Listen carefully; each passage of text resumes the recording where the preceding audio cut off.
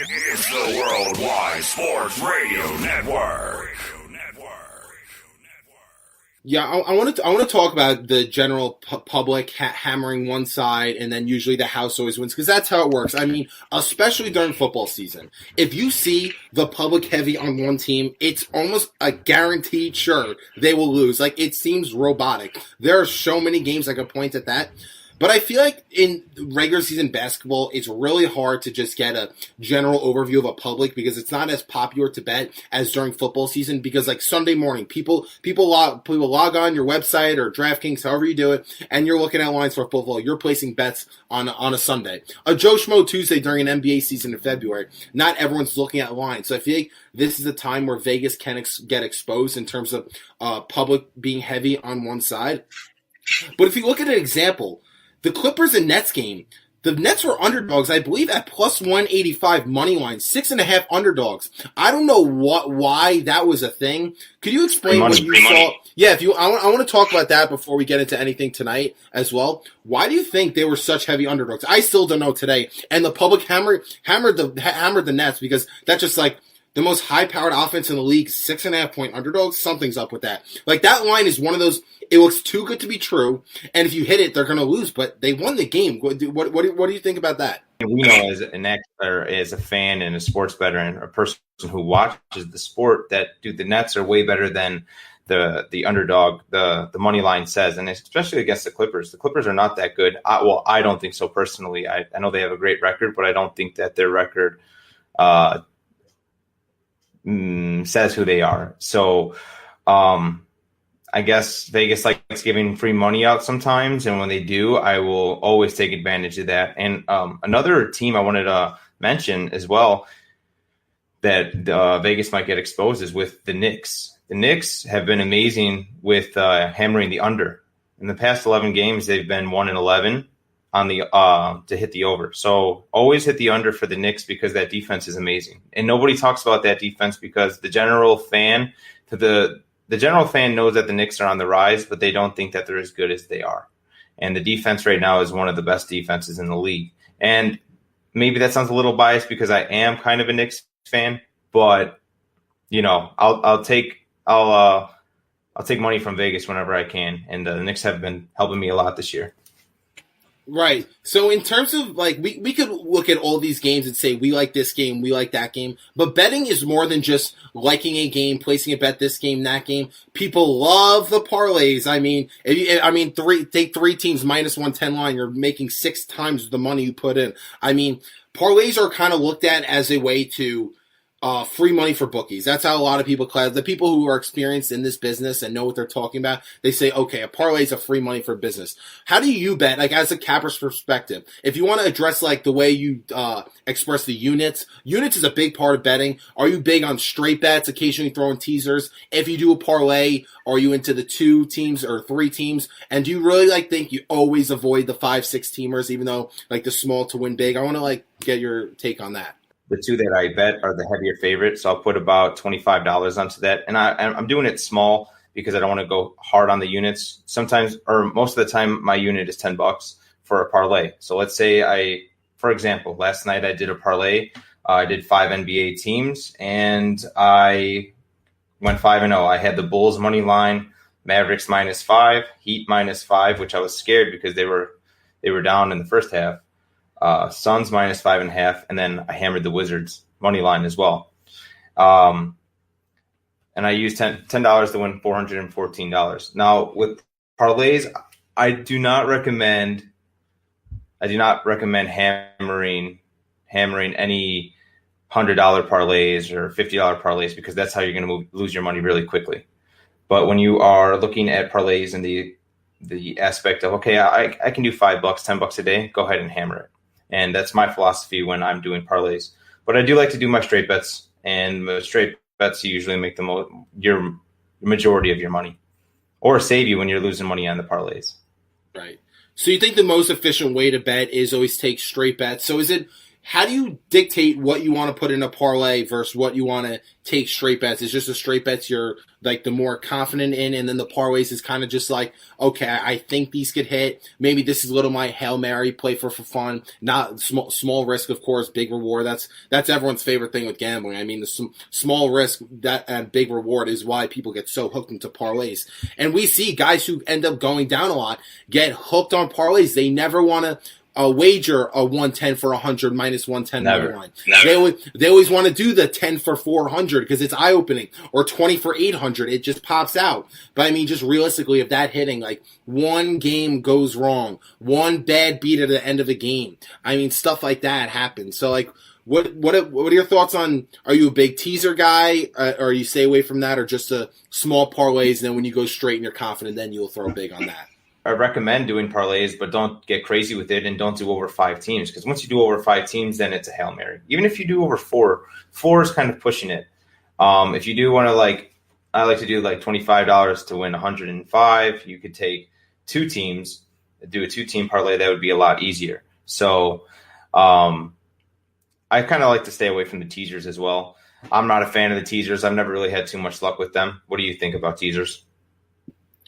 I don't like teasers in terms of NBA whatsoever. The NBA is just like, again, you're buying 6. So my experience of websites that I've seen, it's you buy 6 points. A sweetheart would be you buy 10 points, but you get an awful money line for it. It's just like, it looks eye-opening by the line, but in reality, it's just it's not that big of a difference. I feel like the money you're putting in to buy a teaser is just not equal to what you're actually getting out of it. I've never been fond of the teasers. I mean, it looks very pretty on paper to like, oh my God, look at this line. If to recommend any bettors out there, I would always avoid it with basketball, because basketball is just one of those sports where, I mean, like, you think you're in line to hit a bet. Boom, a few fouls late in the game, you're done. You get a bad beat. I mean, it happens all the time. I feel like football is the best sport to do it, because you're kind of getting another touchdown of comfort. I forget some sites or some places you could bet you'll buy 6 points of the teaser or 7. I'm not really sure how, which every website or whatever is a little different. But especially when you're buying 7 points, I mean, you're buying a touchdown, which it kind of is a more comforting thing in terms of like just comfort, because it's another possession difference. But I think basketball is too tedious. Like, there's just too many points scored. So that's why I'm always a big believer in staying away from the teasers. From where I see guys go up a lot, it's guys know how to bet and they bet straight. You don't chase your losses. That is the biggest thing with betting. If you have a mentality to go in and say, I'm going to make money, I'm going to go in and I'm going to make sure I never lose, try to have that mentality, I feel like you're always going to be behind the 8 ball. And when you see yourself go down, especially early in a week, Monday and Tuesday is like the worst week to go down betting, because then it's like, then you just think about it all week. Oh God, I'm down. How am I going to chase your losses? Once you chase anything in life, girls, money, betting, once you start chasing, they start running away from you. You got to be calm and you got to be patient. Once you start fishing for lines and start looking every morning or throughout the day, like, oh my God, what am I going to do? What can make me money today? I think that's a really bad approach. I think the best way to go about betting is you can't stress over it. You just can't have the mentality that you're scared to lose or whatever. You have to I feel like every day you're looking at lines, something should pop out. You'd be like, wow, I really like that. It shouldn't be, oh, what can make me money today? Or just like, scramble to put a parlay in to chase your loss, or chase a bet just to win back your losses. I think that's a really toxic way to betting, and that's how you can find yourself going down big. So I think you have to be really careful of your approach in terms of betting, because like once you start chasing your losses, I mean, you're done. I mean, as fun as betting is, and for us, I mean, it's fun. But all jokes aside, I mean, you really need to make sure you're comfortable with money. You know what your credit limit is. You know how much you're willing to lose. I feel like every bet you place, you should be okay with losing that kind of money. Because if you're not, then that's where it could get scary, and that's where you could have problems down the road. I think it's just really important. Make sure you're comfortable with what you're betting. Do it for fun. If you're going out with your boys, this, that, you're going out to the bar, then it's fun to throw a little bit of money on it. You're watching a game, this and that. But in terms of chasing is one of the most toxic ways to approach betting. But I want to talk about, again, chasing losses. what do you think? What's the best way to get out of a deficit? Say you're down $100 for a week. You think like just like if you really just want to make it back, like hit that bet that you really feel is good straight wager 110 for 100. Or a lot of people try to put the parlays and try to hit that Hail Mary parlay to like try to get back the small risk high reward to get back in it. I feel like parlays, that's what I want to talk about. I feel like when in terms of parlays is something you should only do when you're playing with house money. If you're trying to chase a loss with that, I think that's just the most inefficient way. Because like say you're up 200, $300 that week. If you want to throw in a 25 5-team parlay, you're playing with house money. That's the time to throw in those big parlays and try to hit big because you're playing with house money. But when you're down and you're trying to get back, I think the worst thing to do is try to throw those Hail Mary parlays in. I'm cool with a 2-teamer, maybe even a 3-teamer. But the four teams and up, I would never recommend going 4 teams and up if you're down that week. I always look at betting. I said betting is equivalent to being a pitcher in baseball. When you're pitching from behind, it's really tough to be efficient. It's really tough. That's when you see pitchers let themselves go. That's when you see themselves having short outings. When they get down early in the first inning, it's hard for them to recover because they're pitching from behind. But when you're pitching from when you're up, say you're the away team and your team goes up 3-4 runs in the first inning. When you walk out on the mound to throw your first warm-up pitch, you have a significantly more confidence when you're going up there because you're playing with house money. You're playing with the lead. Then it's easier to be efficient. There's not as much pressure on you. You could do your thing. You could be yourself. You could take more risks that could actually be beneficial. You're not pitching scared. I look at that with betting. During football season, for example, when you hit on Monday night, you feel really good. It's like, okay, I'm up. I'm playing with house money. Now I can take part of my winnings and throw it at something then. You're not chasing your losses. You're not scared to lose your own money because you're not playing with your own money. So that's what I always thought about. I was a pitcher when I played sports. I was a pitcher when I played baseball. And I always said, and then when I got into gambling, I said, gambling is literally the equivalence of pitching in baseball because of the way you chase losses, the way you chase runs. I always looked at that. What do you think of that analogy? I really like that. And it is true. It's all a mental game. You can't be a mental midget when it comes to gambling. You can't freak out, especially when you're behind. You have to be smart. You can't let your emotions control you. You have to control your emotions when it comes to gambling, especially when you're down. So. And we're running up on time here. So to wrap up, what are your lines from a capper's perspective? What lines, if you could give the public 3 to 4 games that you love, or tell them what bets you got tonight, what do you think to wrap up? I got the Hawks -8. Drummond's out. I don't like the locker room because it's not that healthy. I don't see any chemistry right now with this trade deadline going on. So yeah, I'm going to take the Hawks -8. The Knicks Warriors. I'm actually going to take the Knicks because they're at home. I'm going to take the money line on the Knicks. They're at plus 102. So if you do put 100 down, you will win 102 back. And let's see who else I like. I do like the Nets money line, but the Nets money line is almost a no-brainer. I saw -250. Is that what you got too? Yes. Field is not the guy that they traded for. I don't know who he is. He's not playing like I thought he was going to turn out. 17.5 points a game. I want to take the over on that for a player prop, but I don't think I would. It's something I would shy away from. Who else do I have? Raptors Philly. I like Philly a lot. I also like just the way that Embiid's playing. I feel like he should be in talks for MVP. Nobody's really talking about that. I hear small little whispers about it, but so far it's LeBron as the MVP. I don't know yet. We'll talk about that maybe later. And then the Clippers. I'll take the Clippers. I'll take the Clippers money line. I don't want to take them over the spread. Got you. All right. Thank you so much, Mikey, for coming on. Love to talk some gambling. Definitely have you around soon. But yeah, we'll definitely keep in touch, and let's see how your bets play out tonight. Good luck.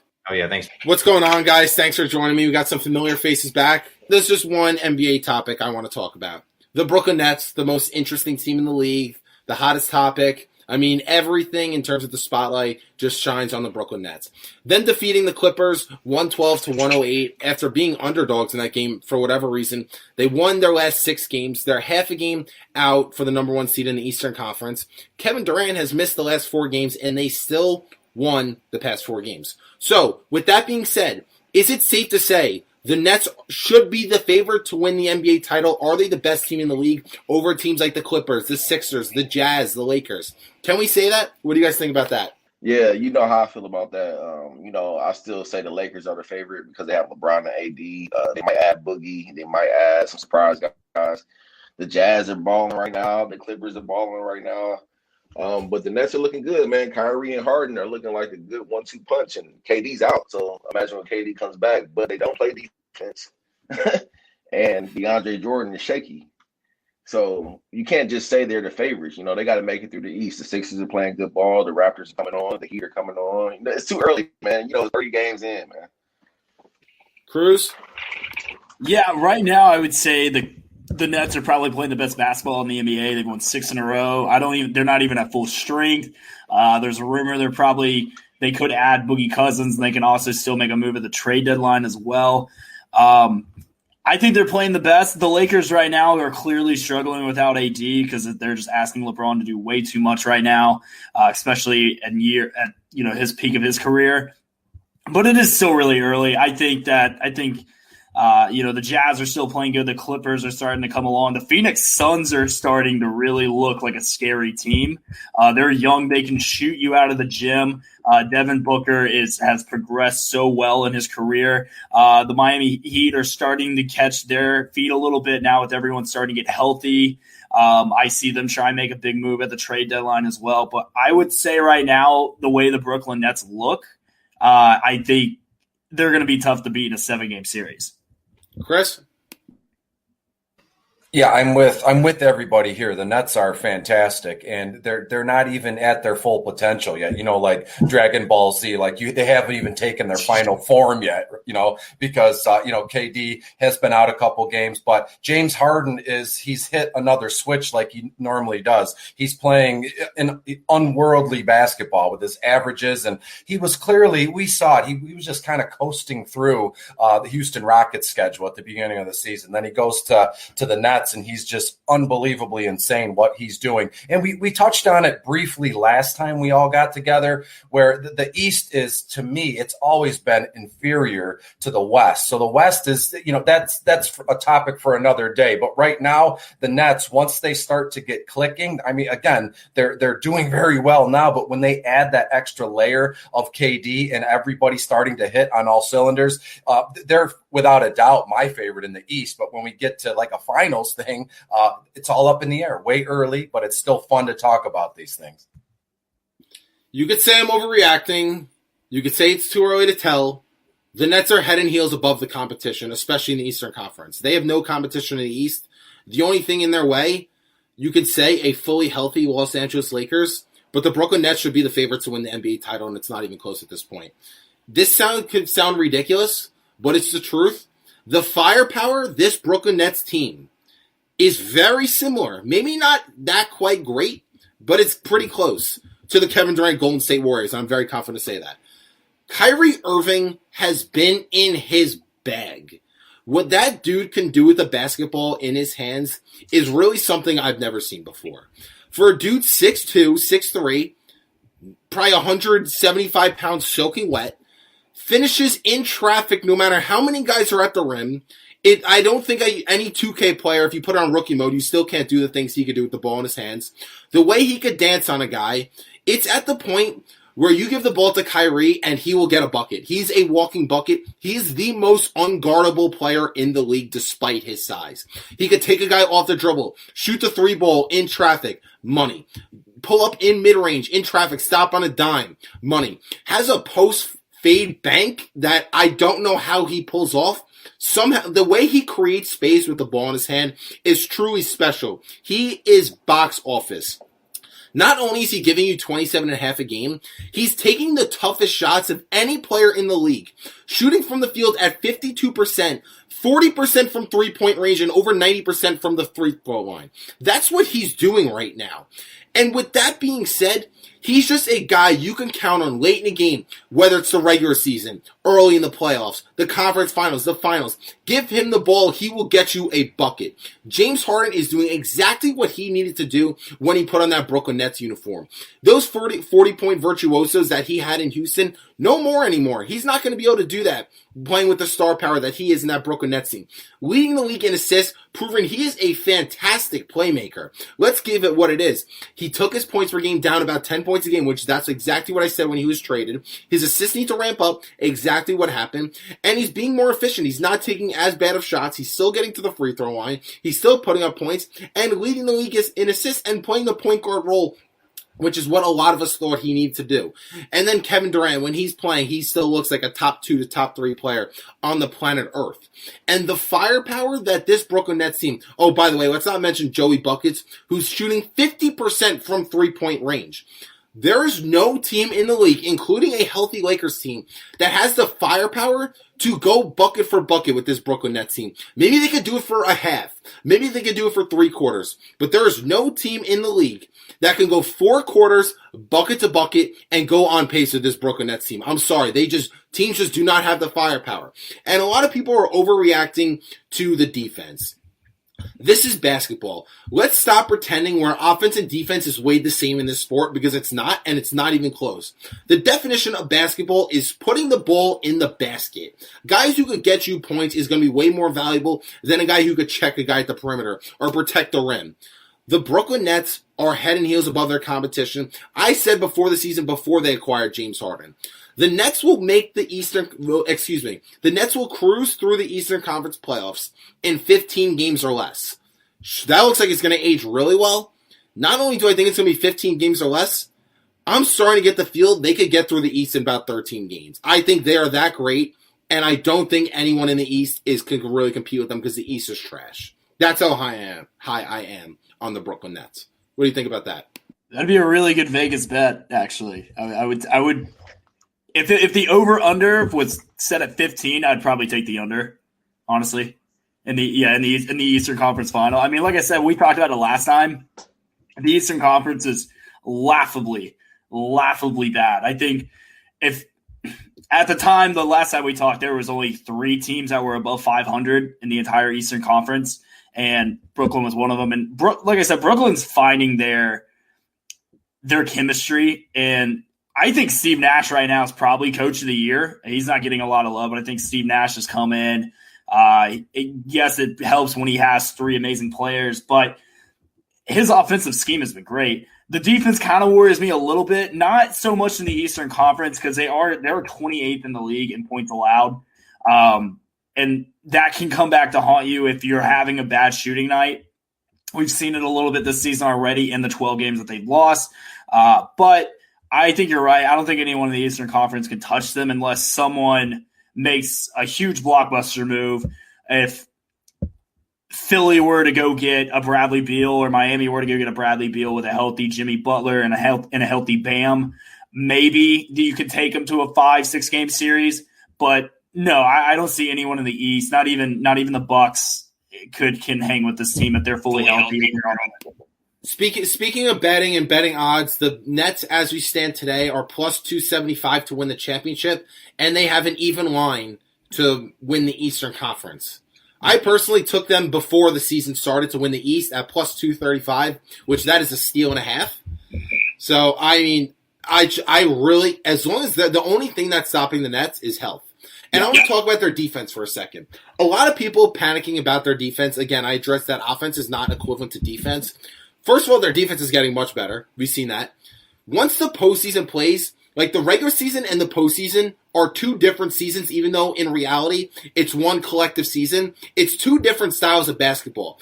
Regular season, guys are taking off night. They're trying less on defense. They're conserving their energy. The playoffs, people are getting in guys. The game slows down. More half-court offense. Tighter defense. Guys are going to put more effort into it. So just by the game slowing down is going to help the Nets be way better than any other team in the East. Again, the 76ers are at their best when they're pushing the pace. The Bucks are only good when they're pushing the pace. And after that, there's actually just nobody in the East. I mean, the Celtics look consistently inconsistent. or inconsistent, consistent, whatever you want to call it. I mean, they just, like, I don't think they have competition. They just have too much firepower, and no team can really, like, go bucket to bucket with them. I mean, Kevin Durant and Kyrie Irving, are there any other two guys you'd rather hand the ball to late in the game to create their own shot and get an ISO bucket than those two? Plus, you have James Harden to look at as well. I mean, when you're looking at that, you need a closer. Kyrie Irving is a bona fide closer in this league. A bona fide closer. The Bucks don't have a closer. I don't think the Sixers have a closer. The Heat have been a disaster. The Celtics have been close to a disaster. Who's gonna even put up a series against this team? I really can't say that. I guess you could say a healthy Lakers team. Right now, I'm taking the Nets. I'm taking the Nets to win it all. I will say though, Miami's getting healthier. They're 7-3 in their last 10 games. And they're getting healthy for the first time all season. So, I mean, I wouldn't count them out anytime soon. Again, I'm not going to pick them to win in a series. But we've seen Miami, when they're fully healthy, their defense and their offense, they can shoot with anybody with their threes. I mean, Tyler Hero, Jimmy Butler can hit the three. You have Goran Dragic when he's healthy. Duncan Robinson's nothing to sneeze at either. And like I said, if they go out and they acquire a big trade before the deadline, I think the Miami Heat can make some noise in the East. I think, but that's the only team I would pick in the East if this is going to come down to a three-point shooting competition. Healthy Miami team's the only team I'm keeping up with them. But again, I'm not going to pick them in the 7-game series against KD and Kyrie and Harden and the way this team looks, but I've seen some of the points they're giving up. I mean, it's not like they're giving up over 100. They're giving up 120s. They're giving up 115s. They're giving up a lot of points. But granted, they have the offensive firepower. Like, you have to – 130 is the number. If you want to beat this team, if they're on all cylinders, 130 is the points you got to reach as the other team.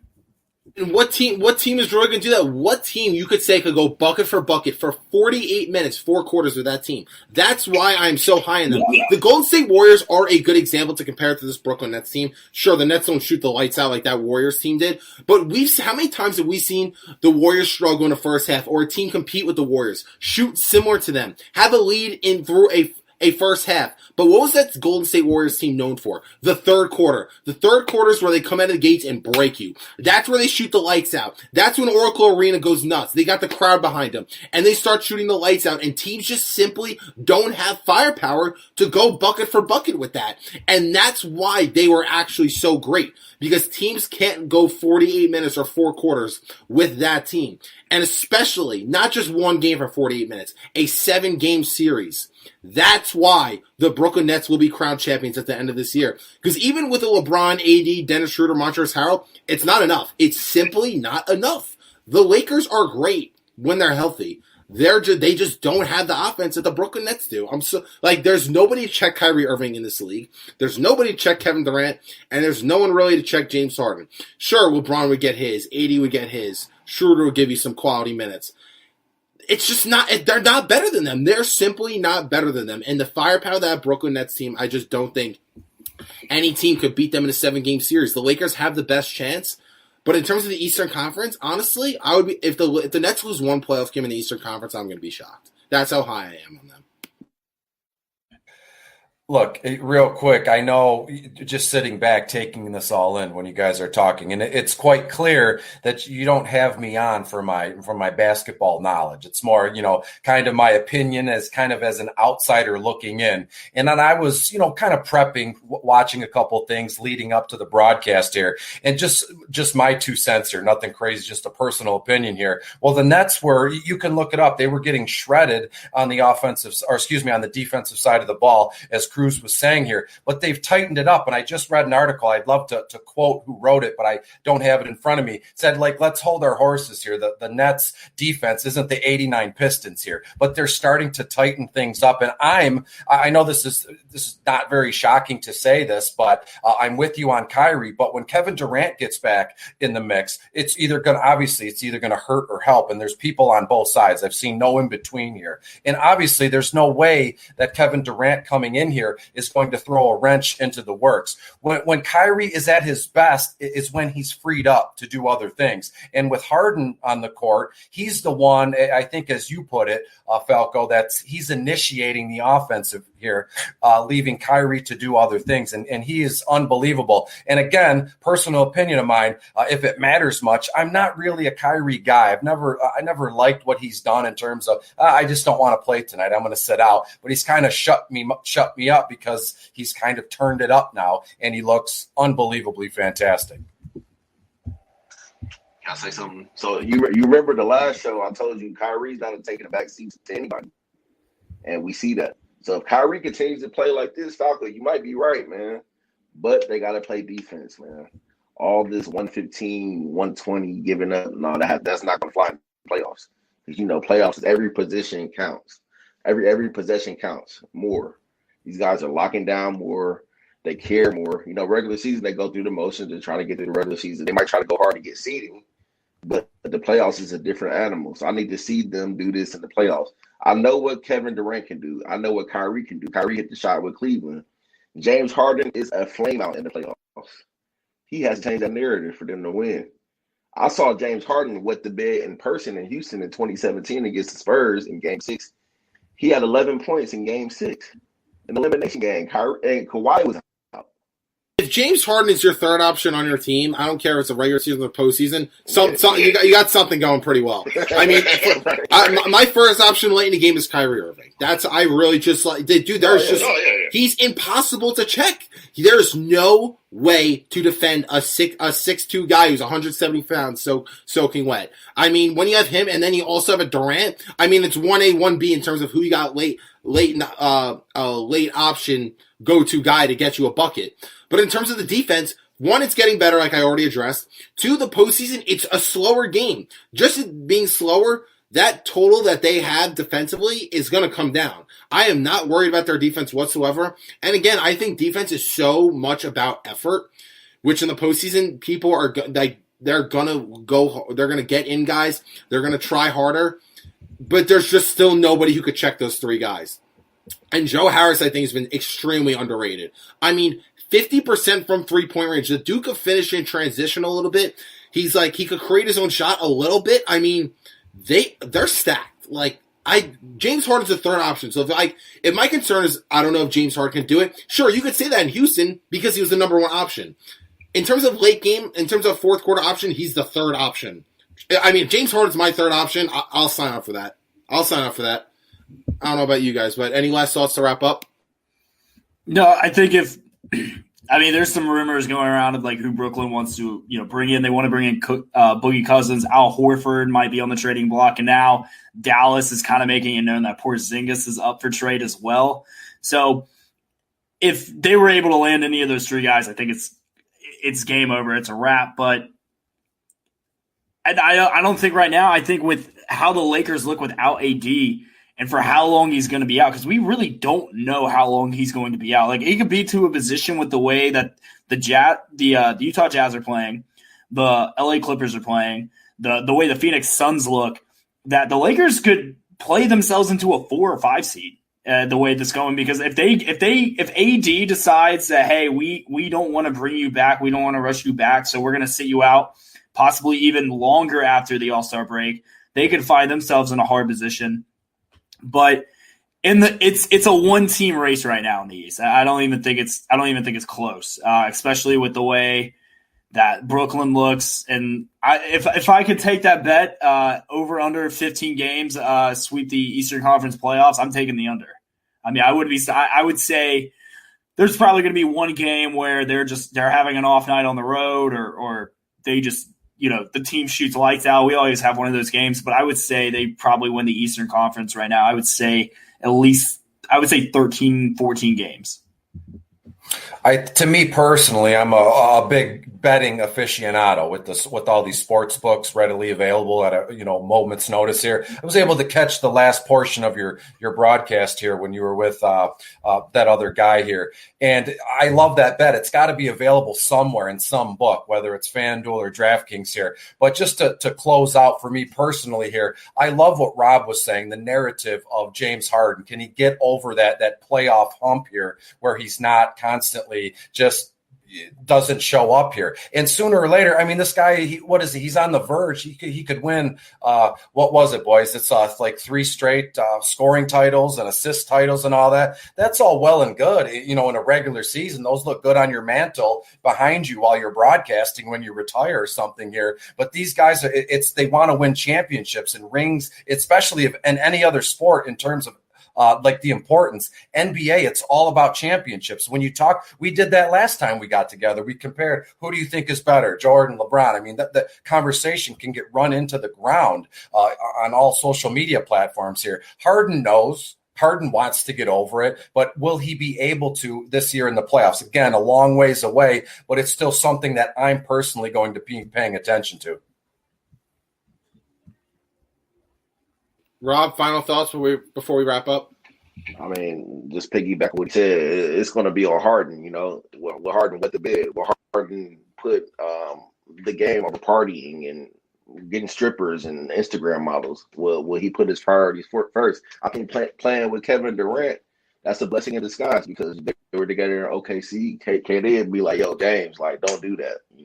And Houston, he had nobody to do that. He was the alpha dog in Houston. He did what he wanted to do. He disrespected D'Antoni and did whatever. He had so much talent. They're like, "Oh, we got to just cater to James and do all this." And he constantly wet the bed in the playoffs every year. But now he has Kyrie and KD, and maybe he can't get over the hump. But I won't say the East will be a cakewalk, man. You got Milwaukee, you got Miami, you got Toronto, you got Boston. You got to see these guys in the series. I'm not saying they're going to beat the Nets, but you got to see them in the series, man. Anything can happen. And I won't sleep in Miami, man. Miami's my pick again. I told you that last time. Miami's my pick. James Harden's your third option in the fourth quarter. So, I mean, him wetting the bed and I think him partying and being in the stripper club, I mean, I think that was all a plan to get out of Houston because he didn't want to be there and he wanted to be in Brooklyn. And, again, it worked. But that's going to wrap up today. Thank you guys for joining me once again. Always a pleasure to talk sports with you. If you wanted to shout out your platforms or podcasts. Yeah, you can find me on Instagram and Twitter at The Real Cruzox, and then my podcast, The Cruise Show Podcast. New episode tomorrow. I have ESPN's very own Tom Luganville on. We talk college football recruiting. We talk the future of National Signing Day post-COVID. And prayers up to Tiger Woods. He was in a bad car accident, so prayers up to him. You could find me on Twitter at Detroit Beastie. I'd like to think if you're looking for me, you don't have to look long and hard. You don't have to look far. Newly minted member of the Undroppables. So podcasting, rankings, DFS stuff galore. Come find me. I pride myself on getting back to everybody who reaches out or asks me a question. Thank you. Yeah, no doubt. You can find me on Twitter, rparksjr85, rparks85 on IG. Right now I'm in Orlando covering the Magic. So I'm going to the Magic game tonight. They're playing the Pistons, so I'm doing a lot of Magic coverage. NBA, NFL, parksportsrecreation.com, 48minutes.com, and follow me. And guys, I'll follow you guys as well. Maybe we can collab in the future, man. Yeah, definitely. Thanks for coming on. If you guys haven't already, the Falco Takeaway on Instagram and YouTube and even TikTok now a little bit. So thanks again, guys, for coming on. Always a pleasure to talk sports with you. Hope to see you guys soon. It's the Worldwide Sports Radio Network.